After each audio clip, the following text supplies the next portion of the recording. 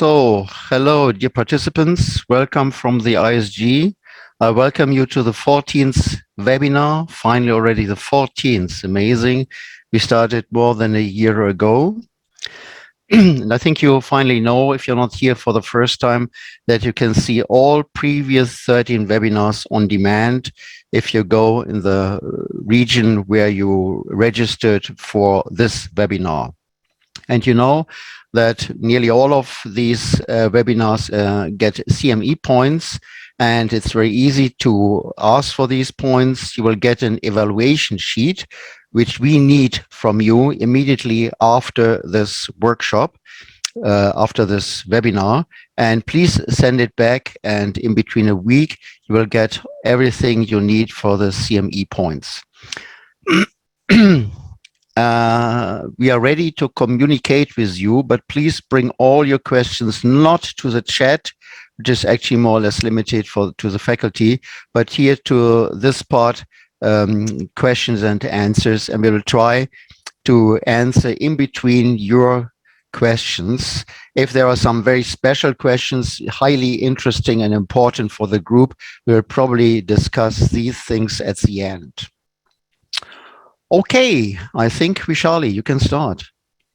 Thank you, everyone. And thank you, all our friends, for joining us once again for the 14th webinar, as mentioned by Manfred. Without taking much time, I would like to mention that this is one of the most challenging patients that we all deal with in uveitis, GIA, young children. And we have a wonderful panel of experts from all across the globe who are going to talk about different aspects of GIA. We will begin with our first speaker, which is Ekaterina Denisova, all the way from Russia, actually. She will talk to us about epidemiology and risk factors for GIA.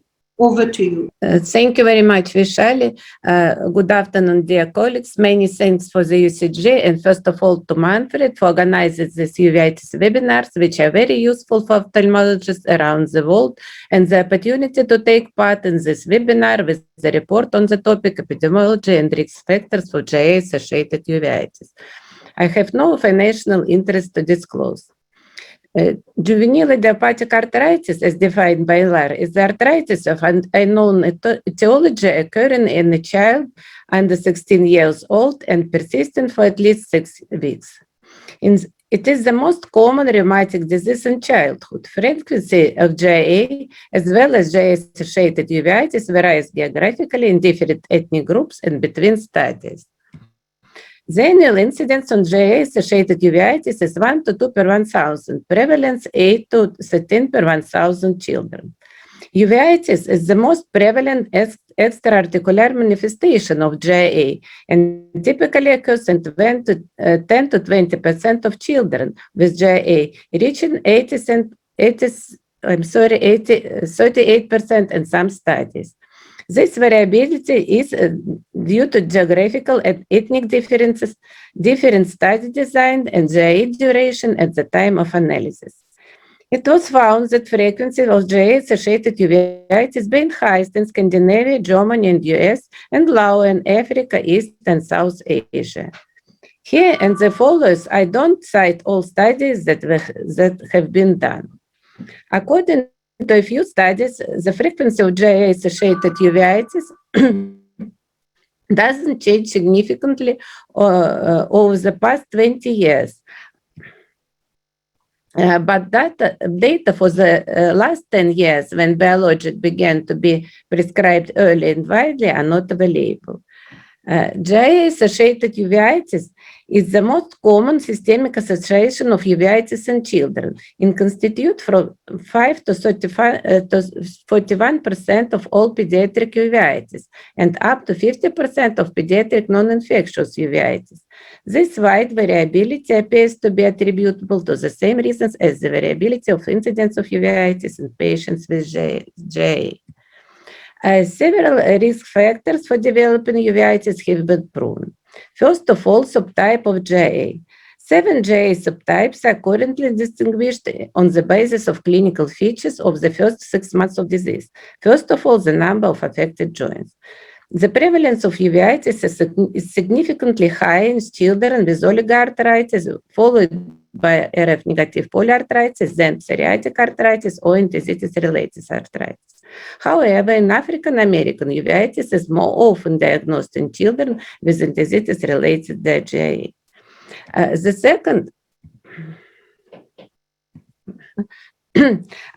second important factor is the age of patient at the onset of GA. Uveitis develop much more often in children with early manifestation of GA, up to 5 years of age. Mean age of onset of GA in the patient with uveitis is 4 years. Among those who didn't have it, is 7 years. Что-то не переключается.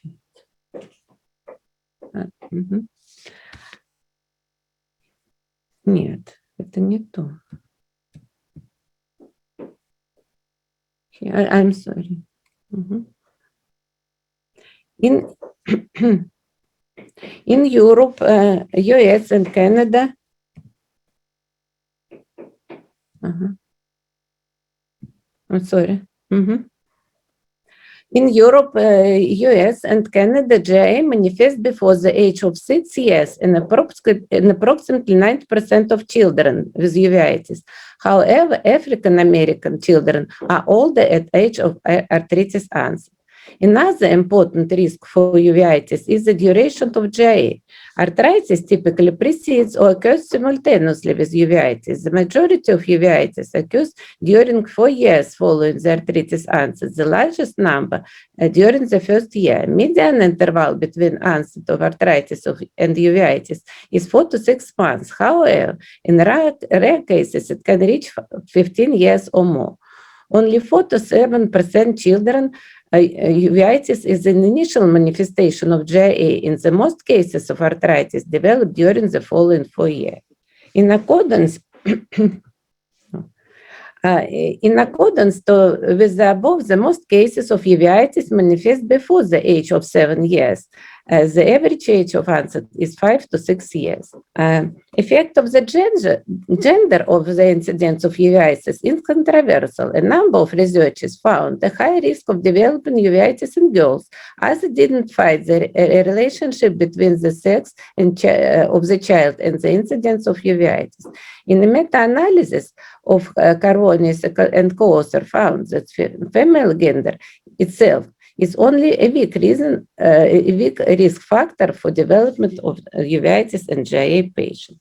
Another conclusively proven independent risk factor for uveitis development is anapositivity. Antinuclear antibodies are significantly more frequently detected in patients with GA and uveitis than those without uveitis.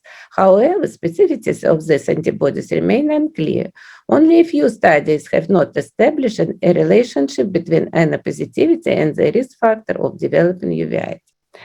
Undoubtedly, genetic factors play a role in the susceptibility for GA as well for associated uveitis, which is confirmed by the presence of family cases and the development of the disease in twins. At present, an association with of number HLA haplotypes, mainly class 2, HLA deribidin 11 and 13, with the development of uveitis has been established. Some haplotypes play a protective role. However, the role of genetic markers in uveitis development and severity remains incompletely understood. Other probable risk factors include high ACR at the time of GA diagnosis, data of risk levels vary, elevated antihistone antibodies, S108-12 protein serum level, and alpha-2 globulin plasma concentration.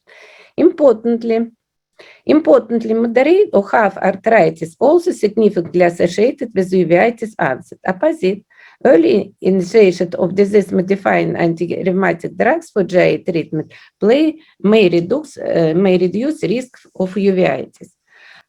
Proven risk factors for uveitis development at its potential clinical course form the basis of screening intervals of patients with GIA. However, despite these guidelines, up to 30% of children have complications of uveitis at initial presentation to ophthalmologist.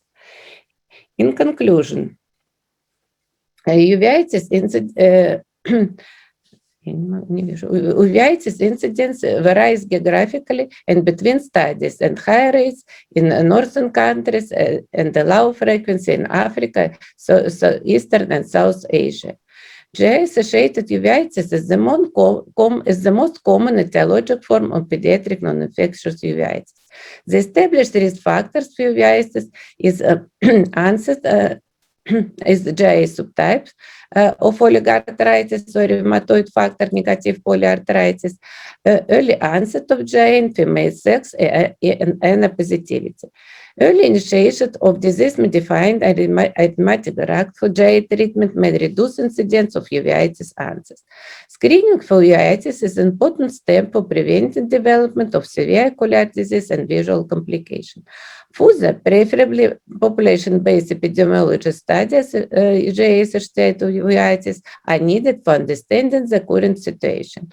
Further study of risk factors for uveitis is necessary to improve their prognosis, prevention, reduce of incidence and complication, and irreversible vision loss.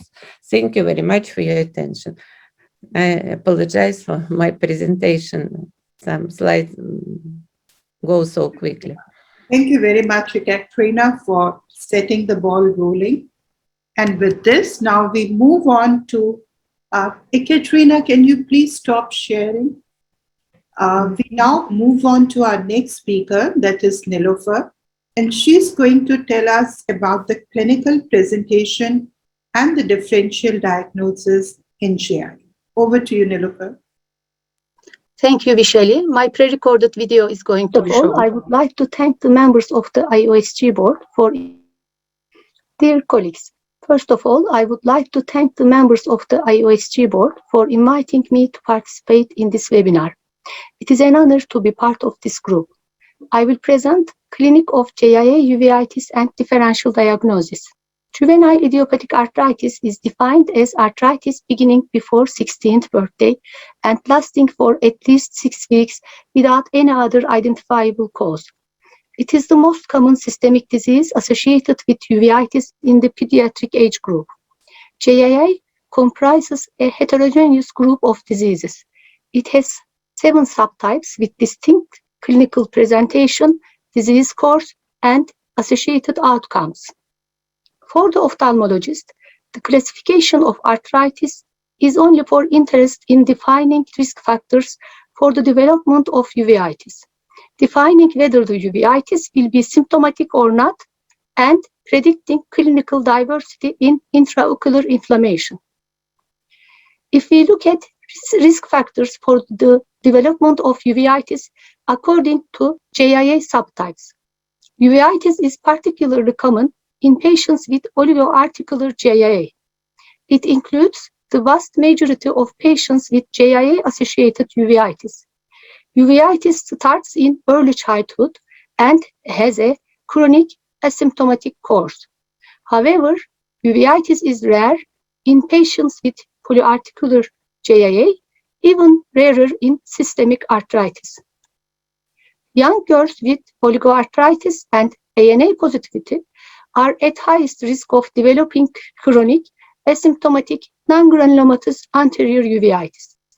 Risk factors for worse visual prognosis include early onset of uveitis, short interval between arthritis and uveitis, uveitis predating arthritis, complications or bad visual acuity at presentation, and late diagnosis or transfer into a uveitis clinic. Uveitis is the most common extra-articular manifestation of GIA. The average age of onset of uveitis in patients with GIA is 6 years. Uveitis generally develops within 4 to 7 years of the onset of joint disease. However, it may occur as long as 28 years after the development of arthritis. Therefore, late follow-up of patients with GIA is also important. Sometimes the eyes and joints may be involved simultaneously. Rarely, uveitis may occur before joint involvement. Therefore, eye inflammation can go unnoticed for a significant period. Uveitis and arthritis don't necessarily run in parallel in terms of disease activity. JIA-associated uveitis is usually bilateral. In majority of cases, both eyes are involved either simultaneously or within a few months of each other. However, after 1 year of unilateral disease, the risk of developing bilateral disease is low. When bilateral, the severity of inflammation is usually symmetrical in both eyes. Patients are usually asymptomatic and may result in blindness if the diagnosis is delayed or left untreated. Even in the presence of symptoms, children may be unable to report reliably what they are experiencing. Therefore, regular screening with slit lamp examination is essential.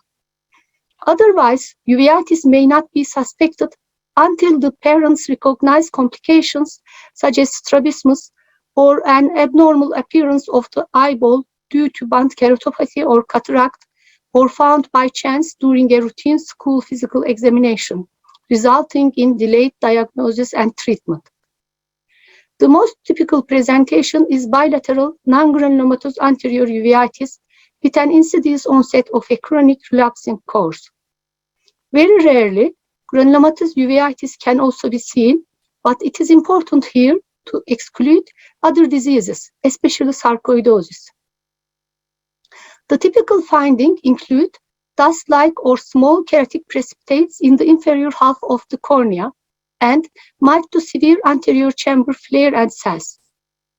Vitreous inflammation doesn't occur, even though some cells can be found in the anterior vitreous as a result of spillover from the anterior chamber in severe cases. Many cases present without symptoms and a wide-appearing conjunctiva, resulting in delayed diagnosis and treatment. Even during acute exacerbations with 4+ accused cells, it is rare for patients to complain. However, some patients may manifest discomfort and redness during exacerbations, as we see in the below picture. This 7-year-old girl had unilateral asymptomatic JIA-associated chronic uveitis in the right eye and was in remission under biologic treatment. Her parents stopped her medication for fear of the COVID-19 pandemic. 4 months after stopping biologics, she presented with symptomatic uveitis with hyperemia in the same eye. In patients with JIA uveitis, the IOP may be low as a result of ciliary body dysfunction, may be normal or high as a result of inflammatory mediators or anatomic changes associated with chronic inflammation. Complications will be presented in detail by the next speaker. I just want to emphasize here that complications can be present at the time of initial eye examination in JIA-associated chronic anterior uveitis, and as you can see, posterior synechia in both eyes of a patient at presentation. The presence of complications at the time of initial visit and high anterior chamber flare levels by laser flare photometry are risk factors for development of new complications and poor visual prognosis. Since high anterior chamber flare is associated with an increased risk of visual loss independent of anterior chamber cells, patients with high flare levels should be treated aggressively. In patients with another category of JIA, enthesitis-related arthritis, which usually starts after the age of 6 years and mainly affects male patients, recurrent acute alternating unilateral anterior uveitis may develop similarly as in adult-onset spondyloarthritis. As it is associated with marked clinical symptoms, including pain, redness, and photophobia, there is usually no diagnosis delay, and the visual prognosis is much better than in ANA-positive patients who develop chronic anterior uveitis. When we look at overall uveitis course, we see that the severity and chronicity of uveitis show significant differences. In about 10%, The uveitis is mild with never more than 1 plus anterior chamber cells and persists for less than 1 year.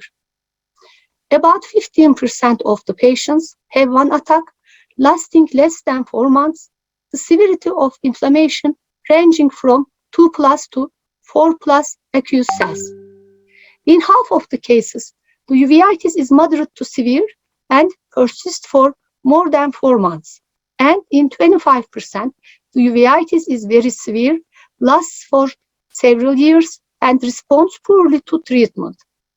Those with severe uveitis at presentation, or those in whom the uveitis predates the arthritis, or going untreated for a while, have the worst prognosis. The duration of uveitis in JIA differs markedly. It usually outlives the arthritis itself by a number of years.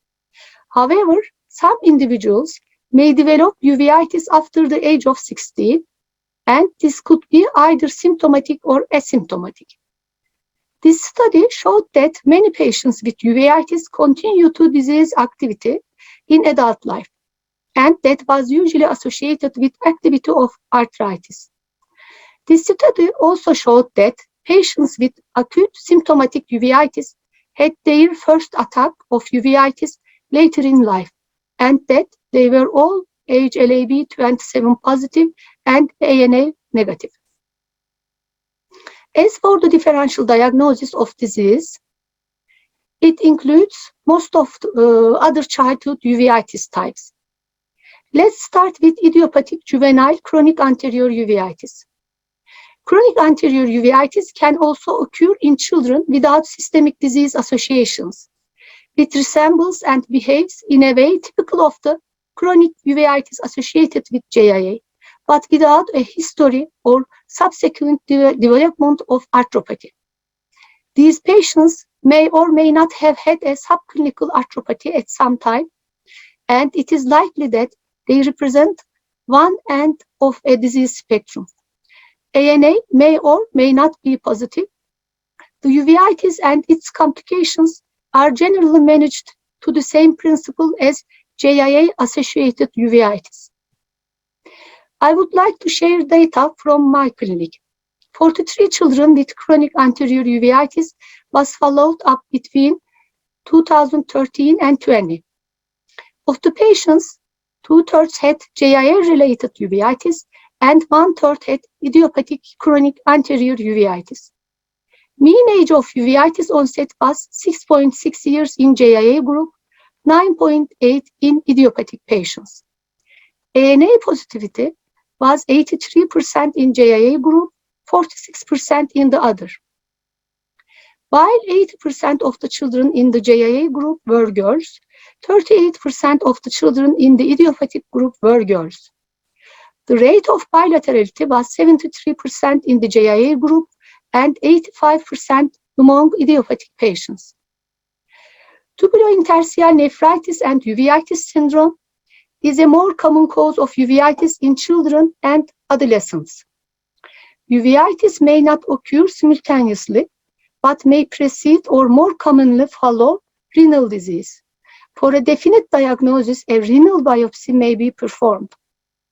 An elevated urinary beta-2 microglobulin level has been reported as a very helpful laboratory marker. The typical presentation of the disease is an acute bilateral anterior uveitis, often with pain and photophobia. However, intermediate, posterior, or panuveitis have also been described.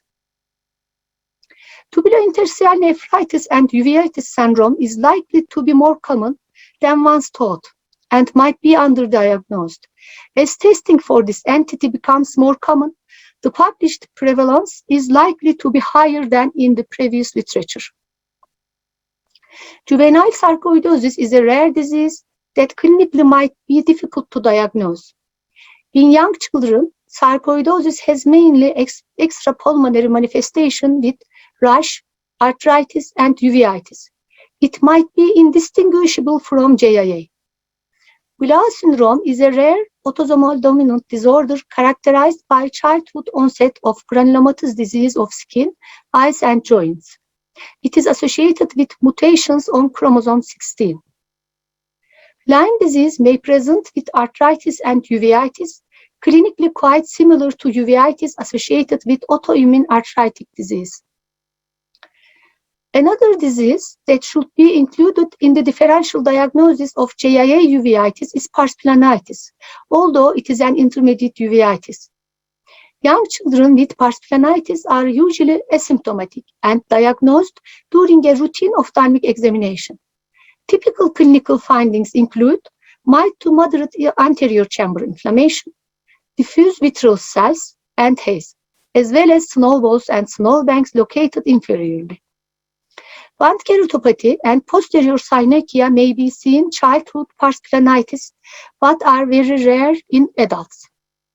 In summary, severity of JIA-associated uveitis ranges from a mild disease to a disease causing bilateral blindness. Due to asymptomatic nature of uveitis, most cases present with complications. Routine eye examinations in young children and regular screenings in children with JIA are crucial for timely diagnosis. Thank you for your attention. Thank you. Thank you very much, Nilofer, for the very clear understanding of the possible differential diagnosis that we have. And as Nilofer mentioned in her talk, these children may actually present to us with complications. So it's very important to know about the complications. And continuing the spectrum is we have Elisabetta with us, who shall be talking about complications in GI.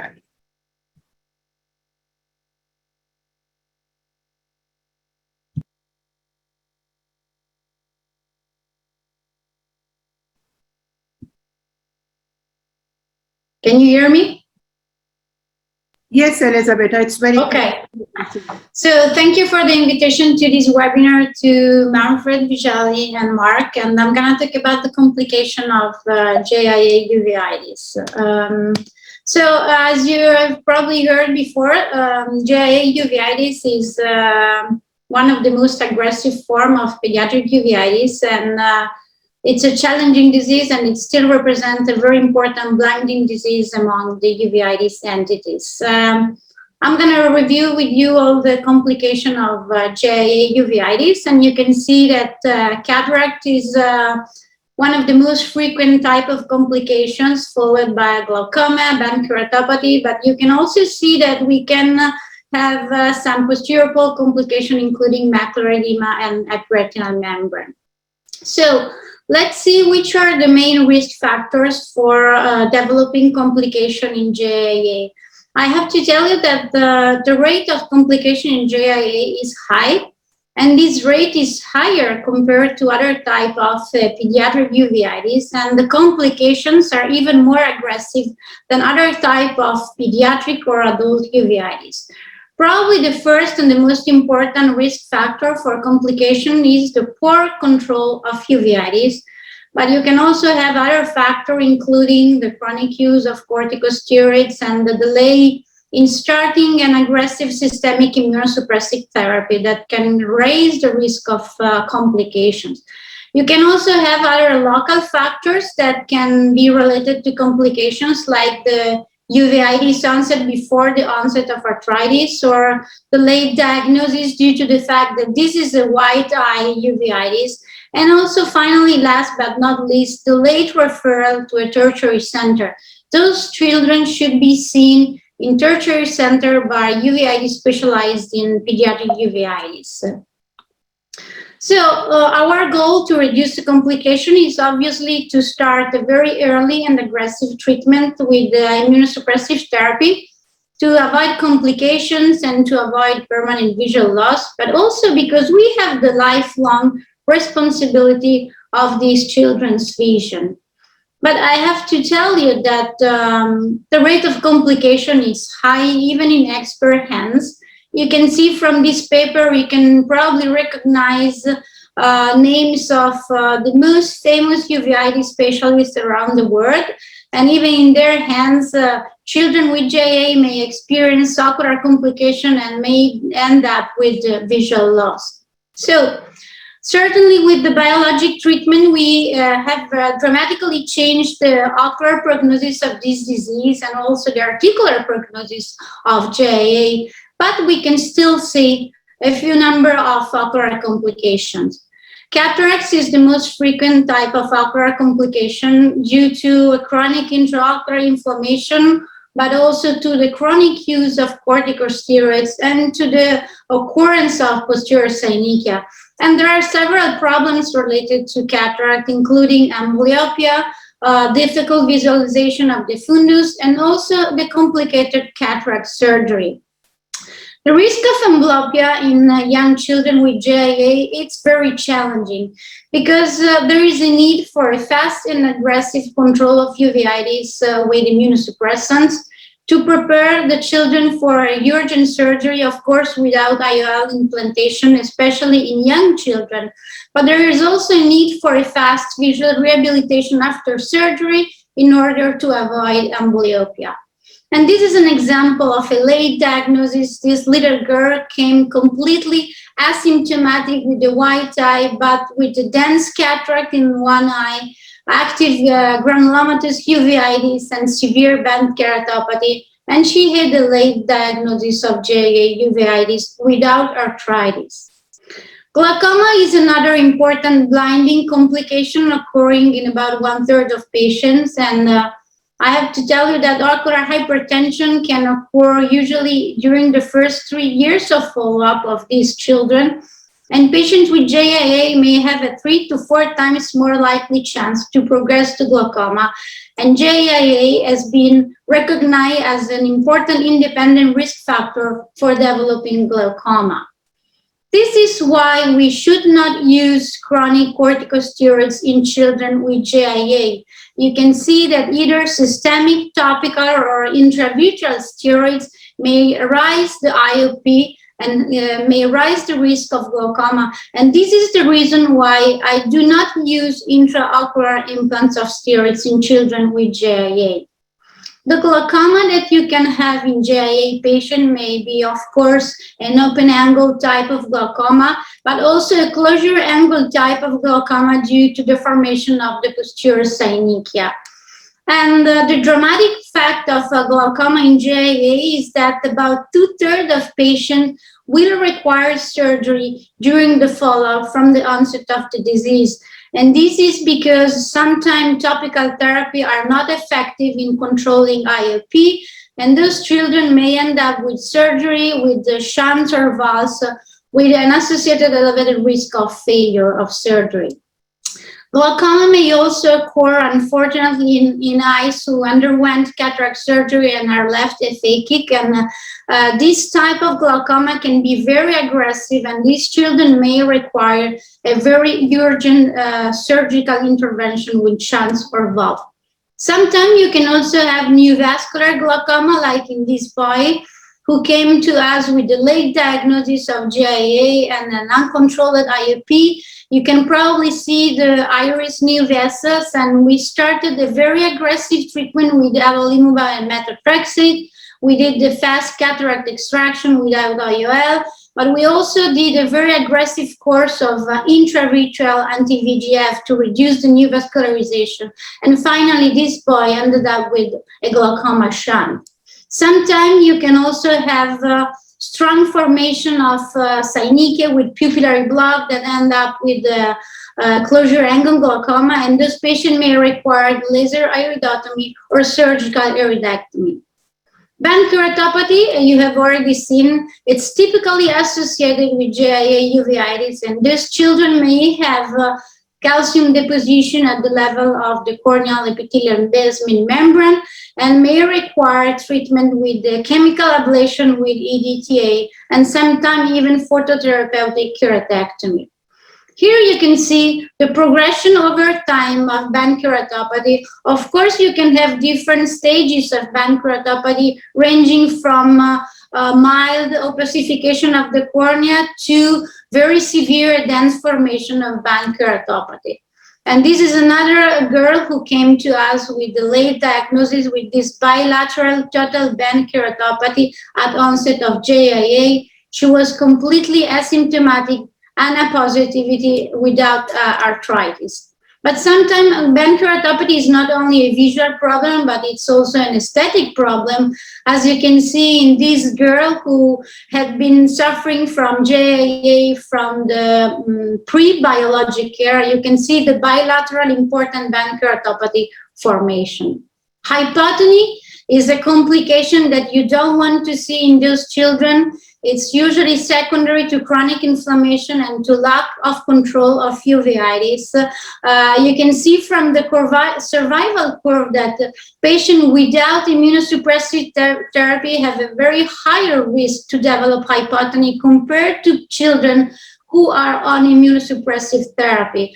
And usually the treatment of hypotony is challenging even for the most skilled and experienced vitreoretinal surgeon, because he has to remove all the inflammatory cyclitic membranes from the ciliary body, which is a very tricky surgical intervention. Usually hypotony may precede the bulbarctitis, which is the end stage of this disease.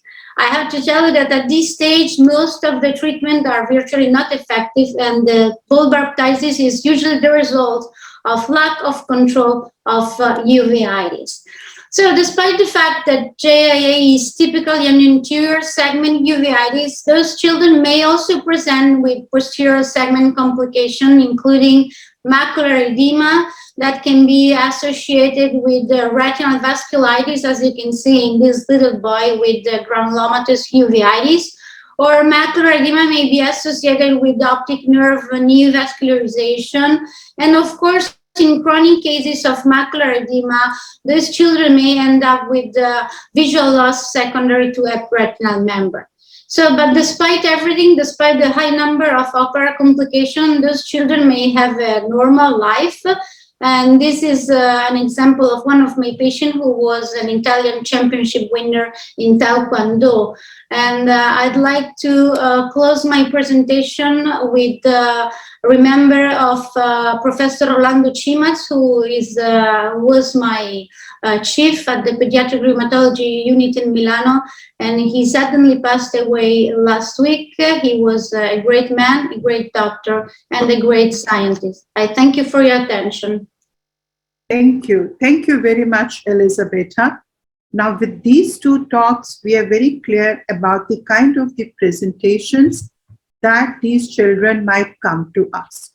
Now, moving on to the next leg of the talk, which will be by Caroline from Germany, and she's going to tell us what investigations to do and what are the biomarkers that we are looking for in these children. Over to you, Caroline. Hi, I hope you see my presentation and you can hear me, hopefully. Okay, so yeah, thanks for the invitation. I'm happy to be talking about biomarkers and investigation. And I'd like to start out with what you should be doing when you see a child for the first time and you suspect JIA-associated uveitis. The testing of visual acuity might be quite challenging, especially in younger children, but nevertheless, you should attempt to do so because, as it was mentioned previously, the risk of amblyopia, especially in young children, is rather high, as you never know how long the inflammation has been going on. So age-appropriate visual acuity testing should be tried at least. The slit lamp examination surely is the most important thing in order to assess the uveitis, and there you should especially pay attention to findings which might not be typical for JIA, such as granulomata. So if you're seeing a slit lamp examination as depicted here on the right-hand side, this is surely not very typical for JIA. Those children may have granulomata, but that would not be the typical finding you're expecting. Fundoscopy should be performed with dilated pupils, and you should carefully examine also the peripheral retina and also pay attention to findings which are not typical for JIA, such as, for example, chorioretinal changes, or as can be seen here, snowballs, vascular involvement, and so on. IOP should be measured every time, ideally via applanation tonometry, which might not be possible in younger children. So if it's not possible, you can either choose rebound, for example, eye care tonometry, or at least non-contact or palpitation, but you should have some idea about the IOP at presentation. Additional diagnostics need to be performed as indicated. So macular OCT can be very helpful, as shown in the previous presentation, to detect CME, and FLA surely is only necessary to exclude differential diagnosis. Optic disc OCT might be helpful in case of suspected glaucoma or other abnormalities such as papilledema. And of course, the activity should be assessed. I'm going to talk about that a bit later. What you need to make your mind up about is whether what you're seeing in this child is typical JAU or not. So if you need to consider other differential diagnosis, and we heard about that quite a bit previously, so I'm just mentioning this very quickly. You're expecting typically non-granulomatous anterior uveitis in accordance with the Sun classification, which you probably all know.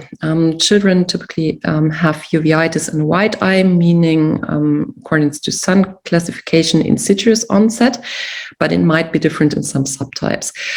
IOP is typically normal or even reduced in the inflamed eye. So if you have high IOP in an untreated inflamed eye, this should make you consider other differential diagnosis. And what's important is that those children may have already non-anterior complications at presentation, and this often falsely lead to the diagnosis of posterior or intermediate uveitis, but it's not uncommon to have CME or papilledema, even if it's simply anterior uveitis. And so you should, after seeing the child, decide whether those ocular findings match typical JAU. In this case, you should refer the child to the pediatric rheumatologist. And if the ocular findings are unusual, you need, of course, to consider differential diagnosis as presented previously and perform additional investigations and refer accordingly. When you have a child with confirmed JAU, at each visit, there's actually still a number of things you should be doing. So the visual acuity testing, as mentioned previously, is not always easy, but it's really important, especially in those children with complications, in order to detect amblyopia. So in those children, it might be helpful to either perform orthoptic assessment by yourself or refer the child to your colleagues. A slit lamp examination with assessment of activity, of course, is the most important thing, as is fundoscopy. You do not need to dilate every time, but in those cases where you, for example, suspect newly formed synechia, or if you cannot really see the posterior pole and exclude papilledema or macular edema, you need to dilate. IOP should actually be measured every time. In order to detect steroid response, for example, in those who are treated with topical steroids. And additional diagnostics are performed as needed, especially in macular OCT. Regarding the assessment of activity, you probably all know the grading scheme from the Sun working group, and the major relevant criterion for assessment of JAU is the number of anterior chamber cells. In fact, it might, in some cases, be very different to see those, especially if the child is not really compliant in case of younger children or those who are really photophobic. And the AC cell grade might be false negative in those cases where you have high flare or low circulation of aqueous humor or after filtrating surgery. So if you find it difficult to assess the AC cells, it might be helpful to dilate the pupil and assess after movement of the eye and use high magnification, for example, 20 or 30-fold. So this might make it easier for you to see cells. The same is true for chorotic precipitates. As those are typically very small, they may be very often seen as a fine line below the optical axis. So here it might be helpful to have the patient look upwards and use higher magnification as well.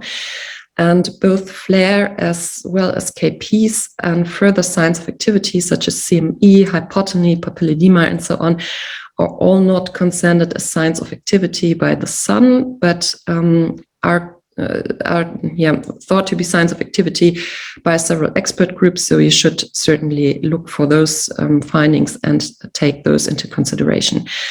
Macular OCT is especially helpful to detect diffuse edema because in children it's very often non-cystoid and you will probably not see it on fundoscopy. So this is very helpful to perform OCT, and laser flare measurement can also be meaningful, especially if you have longitudinal assessment during follow-up in an individual patient. But there are various confounders, and also most colleagues do not have access to this technology. So it's certainly not one of the most important examinations to perform. Regarding the second part of the talk, biomarkers, you can broadly divide into clinical biomarkers and lab biomarkers, where I'd further like to divide into established or routine biomarkers and experimental ones. Regarding clinical biomarkers, you've heard quite a bit on this topic in the first talk. We know that young age at JAA onset and a shorter JAA duration increase the risk for uveitis development. The same is true for certain JAA subtypes, especially oligoarthritis, and it might be that some children have, depending on the JAA subtype, a different presentation of uveitis, meaning symptomatic flares, as was mentioned previously as well. This is possible in especially HLA-B27 positive children with ERA or juvenile psoriatic arthritis, but it's not necessarily the case. So uveitis might be asymptomatic in those children as well, so you should not exclude those from screening, but screen them nevertheless. Regarding sex, there's actually conflicting data. Female sex is probably not an independent risk factor for uveitis, that much is established, but it might be that certain lab biomarkers seem to be sex dependent, such as certain HLA associations. Regarding the established lab biomarkers, we all test for antinuclear antibodies, and we know that there's an increased risk for uveitis, but we don't know actually the pathomechanisms underlying this phenomenon. HLA-B27, as mentioned, might be associated with symptomatic flares, but there's conflicting data. So quite recent study actually found that 40% of HLA-B27 positive children in fact have asymptomatic uveitis. So this might be a bit different from adults who are HLA-B27 positive. And this is the reason why you should screen those children as well. Regarding inflammation markers, we have rather good data saying that increased ESR at JAA onset or early in the course of disease is associated with risk for uveitis development. But as we also know from the S100 proteins, there's no clear cutoff. So increased inflammation markers in the serum surely confer an increased risk or are an indicator for increased risk for uveitis, but there's no clear cutoff from the lab. Regarding experimental biomarkers, there's a multitude of autoantibodies or serum biomarkers which have been tested, and those autoantibodies are directed against nuclear and non-nuclear antigens, and some of those are specific for ocular tissues. We and other groups assessed PBMCs, meaning peripheral blood mononuclear cells from children with JAU and other subtypes of uveitis, and found that both the frequency as well as the phenotype of several cell subsets might be altered in JAU, but this has not been systematically verified. So this is actually not a routine examination. Genetic biomarkers have been mentioned previously as well. There's an association of various HLA variants with uveitis development, and the most frequently replicated results refer to HLA-DRB1. We've also tested for intraocular biomarkers in the past, and there is a variety of intraocular biomarkers as well as tear film biomarkers, which seem to be altered in JAU, but none of them has been systematically verified. And naturally, this is only something you would do in the setting of studies because of its invasiveness. What should you make of those biomarkers? There was actually quite a nice review 2 years ago from the Netherlands, summing up the evidence for biomarkers in JAU. And what they concluded here, I think, is still pretty much true. So the authors concluded that if you have a child with several risk factors, meaning a young age at JAA onset, where you have high evidence that this is a prognostic factor, as well as positive for a certain HLA-DRB1 motive, have high ESR at JAA onset, is ANA positive, and have high inflammatory S100H12 in the serum, one or several of those risk factors make this child prone for development of uveitis. So you might want to conclude from that to intensify screening, for example, recommend every 6 weeks, in contrast to what is recommended by by most national guidelines, which recommend 3 monthly screening. Regarding withdrawal of therapy after a treatment period of several years, you might want to consider prolonged therapy in those with high S100 serum levels, as we know from children with JAA that this might hint to an increased risk for relapse, but those data are actually not that reliable, I'd like to say, and we do not have them for uveitis especially. To take home for you, I believe that a detailed examination is necessary every time in established and also in suspected JAU, and you always need to be aware of differential diagnosis. The assessment of activity should be performed in accordance with some criteria, but various additional factors can help. And the combination of clinical and lab biomarkers is really helpful for establishing an individual clinical routine, for example, regarding screening intervals, examination schedules, and so on. Most lab biomarkers are not yet established and therefore do not have any effect on the clinical routine. And I'm happy to answer any questions in the chat or later on in the panel. Thanks. Thank you very much, Colleen, for very clearly telling us about the various biomarkers. And now moving on to the treatment leg of it, we have Dr. Ramanan, and I'm sure most of you would be familiar with him because he does come to various uveitis meetings. So he's a rheumatologist who's going to tell us about role of pediatric rheumatologist in JI. Over to you, Dr. Ramanan. Thank you very much, Vishali, and thank you to the IUSG. I realize I'm in the uncomfortable position of probably being the only non-ophthalmologist in a meeting of ophthalmologists, but it's not new to me, and it's an absolute pleasure to join you. What I'm going to do over the time allocated to me, which is 10 minutes, is tell you why you need a pediatric rheumatologist. I know most of you are surgical ophthalmologists and are very comfortable with the operating aspects and less with the immunomodulatory aspects, and set the case of why you need us today and why you might need us even more tomorrow and in the days to come, really. These are my disclosures. I led the Sycamore and Aptitude study, currently doing a trial of baricitinib and about to start one on secukinumab. Have had funding from various national bodies in the UK, and I've served as a speaker and consultancy for a host of companies. So let's look at the pathophysiology. You had some excellent speakers ahead, and why am I showing you the pathophysiology of pan-uveitis in children with JIA-associated uveitis? Because I'm trying to make the case to you that there is certainly immune-mediated factors, and JIA uveitis constitutes or joins the cohort of diseases we call immune-mediated inflammatory diseases, under which come juvenile idiopathic arthritis, rheumatoid arthritis, ankylosing spondylitis, psoriasis. In fact, some of the children with psoriatic arthritis get the most severe arthritis. And you have a host of pro-inflammatory cytokines which have been clearly implicated in the pathophysiology of uveitis, including TNF. We now have about 4 drugs which can block TNF. We have about 3 drugs which can block IL-17. We have 2 which can block IL-6. We have drugs which can block gamma interferon. And we have agents which can block the IL-12-23 axis, which is a far better way of blocking the Th17 axis than actually blocking IL-17. And to use all of these immune-mediated therapies, you probably will need a medic who is more comfortable, and that will have to be a pediatrician or a pediatric rheumatologist.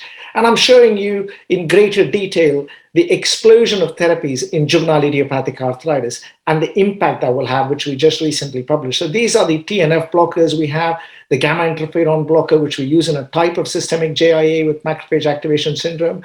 I'll touch more on the IL-17 blocker, IL-1 blockers, which can be important in one type of neonatal onset multisystem inflammatory disease where you can get very severe uveitis, and IL-1 blockade is the answer. In some occasions, although B-cell blockade is not that effective in uveitis, we certainly have IL-6 blockade. I'll touch on the IL-12/23 with ustekinumab, and you have the certain forms of other pegylated blockers such as certolizumab. And you have the JAK kinase inhibitors, and I'll come to that, and abatacept, which is a CTLA-4 Ig blocker. So really, if you want to use these therapies, it would be good, unless you're very comfortable, to take the help of a pediatrician. And if you look at the treatment of JIA-associated therapies, apart from topical steroids, which most of us agree is not a good idea, if you want to use methotrexate, you need monitoring. If you want to use mycophenolate, you need to decide on the dose and monitoring. And if you want to use any of the biological therapies, you need to know what to screen before you start, what to screen afterwards in terms of regular monitoring, and what to do when these children get either opportunistic infections, or in the times of COVID, what to do with vaccines, what to do with exposure to COVID. And I'm sure most of you would have got these questions. So really, pediatric rheumatologists, and for that matter, any rheumatologist and ophthalmologist, often work together in a patient with uveitis, in this case, JIA uveitis. We share the burden of management. We bring with us some understanding of how inflammatory diseases in children behave. You have an extraordinary and profound understanding of the ocular aspects of uveitis. And I think prompt referral between the two specialists, either in some patients in whom uveitis might be the first manifestation, or a prompt referral from us when we pick a 2-year-old child with arthritis for early recognition and management of the uveitis. And early diagnosis and early initiation of systemic immunomodulatory therapy will have profound implications on the outcomes, really. And do we have any evidence to say why we must each talk to each other? So this is the focus guidelines, which came out a little while ago, which covered the aspect of JIA uveitis, and was one of the rheumatologists with this. So one of the areas we talked about was working across the multidisciplinary specialty. In patients with uveitis, it's clear, adults or children, and here we're focused on children, early optimal communication with the pediatric rheumatologist will result in a good outcome for the child in question. So our personal experience, Andrew and I, and more recently Catherine Gooley and I, have been running a combined clinic on a monthly basis for children with refractory uveitis needing biologics or have a diagnostic complexity. And we've been combining our expert. We also have, over the last decade, a dedicated ophthalmology nurse specialist and a rheumatology nurse specialist. And our ophthalmology nurse specialist actually does bulk of the screening, which takes the load off our shoulders so that we can focus on those children who actually develop uveitis. And we are both in the same room. We can communicate, we can understand each other's perspective. And therefore, children who are at risk of developing severe uveitis or who have ocular comorbidities will have access to appropriate immunosuppression at an appropriate early stage. And this has led to us also understanding that unlike children with arthritis, children with uveitis, there was very little evidence. What you saw from Carolina's talk is a lot of extrapolation. And I can tell you several of those experimental biomarkers, we have little or no evidence in children with uveitis. And even in children with arthritis, there is only evidence for certain types of arthritis and certain agents, DMARDs, and not with biologics, really. Mm-hmm. And we all know we want to avoid the use of topical steroids, the one drug which most of you are very comfortable with. And Jennifer Thorne's data shows this. So it's an important aspect I want to highlight to you that do not use too much topical steroids. Get in touch with your pediatric rheumatologist and initiate early DMARD. Why? Because in our own clinic, with more than 1,300 ocular years of follow-up, even as late as 2017, when we published this data, we showed that about a third of the patients had one ocular uveitis-associated complication in spite of early use of DMARD and biologics. And JIA-associated patients are more likely to develop raised intraocular pressure and glaucoma, apart from cataract, probably in some portion related to the excessive use of topical corticosteroids. You now have data for the use of Adelimo Map, which I'm sure UK will cover. We have a meta-analysis of all of the data. And you now have data for IL-6's indispensable role in the management of cystoid macular edema. We know that there is good correlation between macular edema and aqueous IL-6 levels, clearly suggesting that IL-6 blockade is a fantastic drug if you have refractory cystoid macular edema, now which is an unusual complication in JIA uveitis, but might present itself in the world of pan-uveitis or in pediatric uveitis across the spectrum. And when you have this breakdown of blood-retina barrier, IL-6 plays a key role. I'm not in the time frame to touch on this, but we just published this 18 months ago, showing that tocilizumab in anti-TNF refractory patients, clearly in half of these patients at least, will have response. And these are patients who have failed one anti-TNF and are on methotrexate, and about a third of them had a two-step improvement in some criteria, and a further 14% one-step. And 3 of the 4 patients with cystoid macular edema had dramatic response to tocilizumab. So what do we have? We help you exclude systemic illness. Certainly, you've heard about tubular interstitial nephritis. You've heard about sarcoid. I want to highlight to you that in children under the age of 5, you can sometimes have a picture which looks like JIA, but it's actually a Blau syndrome. They may present with chronic anterior uveitis, extend to becoming pan-uveitis. There is certainly an ocular phenotype which becomes more apparent and characteristic of Blau syndrome, but with passage of time. And there will be, with passage of time, increasing recognition. Now that exome sequencing is becoming standard of care, you will more and more recognize single gene disorders, which might have hitherto been called as JIA uveitis. We will help you prescribe and monitor the children who are going to be started on methotrexate or MMF or cyclosporin or azathioprine, a group of drugs we label as disease-modifying anti-rheumatic drugs. We will help you prescribe, monitor biologics, and depending on the context you work in, how much screening you do for TB, how often do you have to worry about TB, depends on the geographical context and the background endemicity of TB in that background.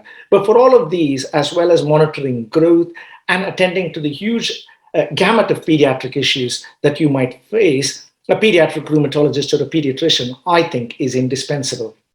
And where do we go in the future? We have an explosion of therapies in JAK kinase inhibitors, which are oral molecules. Now, most of you understand that methotrexate, our children find nausea to be a huge problem. Adelimo Map injections is a huge problem for those who are younger, having it every 2 weeks. So we're always on the lookout for molecules which will inhibit the inflammatory cascade, but are given in a palatable fashion to our patient population. And we are now doing a trial which is half complete of baricitinib in JIA uveitis. And we've got a novel adaptive design where we take half of the patients who are refractory to a biologic and half of the patients who are naive to a biologic. The naive patients are being randomized to adalimumab or baricitinib. Even though the sample size is small, we hope to get valuable information, not just about the efficacy of baricitinib in JIA uveitis, but also where it stands in comparison with our current biologic of choice, which is adalimumab. And hopefully, if I get invited to an IUSG in a year's time, I can show you the data of this. But it's not just the JAK kinase inhibitors. I've highlighted to you, we can block the IL-12/23 pathway, as well as the IL-17 pathway. Secukinumab and ixekizumab, they are now standard of care in ankylosing spondylitis and in psoriasis and in psoriatic arthritis in adults. We've now shown efficacy of secukinumab in enthesitis-related arthritis and juvenile psoriatic arthritis. The most important question, once you gain control, is when do you stop? Is it at 18 months? Is it at 2 years? Is it at 3 years? And this study that Nisha and I are doing across UK and US will help answer the question, when do we stop once we get control on a biologic? Because in certain parts of the world, people are paying out of their pocket for a biologic and they can't continue it ad infinitum. And we are about to start a trial looking at secukinumab versus adalimumab for children with JIA-associated uveitis using a Bayesian design called Turtle. The first 10 patients will be TNF refractory patients, and if we have more than 3 of them respond, we proceed to a randomized control trial for random allocation to adalimumab or secukinumab. So as we go into the future of using more and more immune-mediated therapies, as we block different aspects of the immune system, I think the role of the pediatric rheumatologist or the pediatrician will become even more important. And what we want to do in the future is work with you in identifying the right patients to target with the right drug once we have a plethora of agents available, for which we need to use a host of omics, and which is what we are trying to do with a huge MRC-funded cluster consortium, looking at stratification through endotypes and trying to deliver targeted, stratified, personalized treatment for our patients with JIA uveitis. I'll stop there and then take questions later on. Thank you very much. Thank you, Ram. Consider yourself invited in 6 months, 1 year, every 3 months. We are all looking forward to the very important trials that you are doing, because that will help us in better management of our patients. Thank you very much. So with this, now we move on to another very important aspect. And I guess the questions are already being asked. What about surgical intervention in these children? And we have none other than Bahram Budagi talking to us about it. Welcome, Bahram. Thank you, Vishali. Thank you very much. Can you hear me? It's very clear. All set. Great. Thank you. Thank you again to IUSG, to Manfred, you and Mark for the invitation and the organization of these webinars. I would like to congratulate you again. And what you gave me as a topic is really something I like, because I think it was not highlighted before enough. But if there is one question on how we improved the outcome of our patients with uveitis in the past 20 years, I would say for sure that surgery in JIA uveitis did a great improvement and a lot of achievements I would like to share with you. And you will see at the end that the best solution and the best thing we can propose to our kids is to not to operate them. This is really something I would like to highlight with you during the 10 minutes I have. And these are my disclosures. So the surgical procedures in 10 minutes, I would not be able to go through all of them. I think cataract extraction is really something important to discuss. Of course, you have EDTA for brand keratopathy, peripheral iridectomy for kids with iris bombae, glaucoma and hypotony. This is also something important, and in some cases, vitrectomy, which may be to consider. Regarding cataract extraction in pediatric uveitis, it remains for sure the surgical challenge in our field. JIA associated uveitis, as you know, is the major etiology, and we have seen that of uveitis and visual impairment in children. Complications occur early during the course of the disease, or I should say occurred early during the course of the disease. The question of IOL implants of course, was important. I would say that it's no more the case, and I will show you some evidence for that. And we have, unfortunately, lack of evidence for prognostic factors at the early stage of the disease in children. These are just a few examples of what we saw. This is, to me, kind of history, because in the biologic era, fortunately, we are no more seeing this type of presentations and complications with extended the posterior synechia. Therefore, I would say that kids are getting better. They have less topical corticosteroids, less cataract, and less glaucoma. However, if you want, these are the PPP of the American Academy of Ophthalmology on uveitis and cataract surgery. If you want to see them, they are still available on what are the recommendations and the practice pattern in order to operate adults and children with the uveitis and cataract. Regarding the procedure, I think it's important to keep this in mind: absence of inflammation for at least 3 months, corneal incision, pupilloplasty, iris retractors, phacoaspiration. Normally, these cataracts are not hard cataracts. Posterior capsulorhexis in very young children, anterior vitrectomy in very young children. Choice of IOL, hydrophobic acrylic, no multifocal, and I think that we should be careful even with toric lenses. We can discuss that. You have still the option of Parsplanitis lensectomy, vitrectomy, especially if the ciliary body is involved. And the final prognosis, of course, is associated with the posterior segment complications and glaucoma. This is just to show you how we can have iris retraction in order to have access to the lens for surgery without you have the retractors And you have the Malagin ring, which gives us a lot of satisfaction. The anti-inflammatory strategy is, of course, mandatory and very important. In preoperative phase, use of prednisone, even though we are not using that in kids with JIA uveitis anymore, we have methotrexate and biologic agents. For surgery, I think we have to consider corticosteroids and even pulses of methylprednisolone. The kids should be on stable immunosuppressors or biologics, and also we can propose a subtenon injection of triamcinolone. In pair-up methylprednisolone pulse of 4 milligram kg, and also subconjunctival intracameral injection of corticosteroids, or also for some groups, IV intravitreal injection of a corticosteroid implant. And post-operatively, progressive tapering of corticosteroids based on clinical evaluation and for us on laser flare photometry. The complications have been already stated. Of course, they are important and we have to consider them. But fortunately, if you do all this, we have less this type of complications. As you may see, this was 20 years ago when, unfortunately, kids were operated, implanted, and of course, without perioperative aggressive corticosteroids and immunosuppressors, and that was a catastrophe. This is why at that time, people were not proposing intraocular implantation, but things have changed. This is the visual rehabilitation you can propose. Glasses, of course, but it's only possible if you have bilateral surgery. Contact lens, but in some kids with the risk with the band keratopathy, you have the risk of amblyopia, so it may be difficult.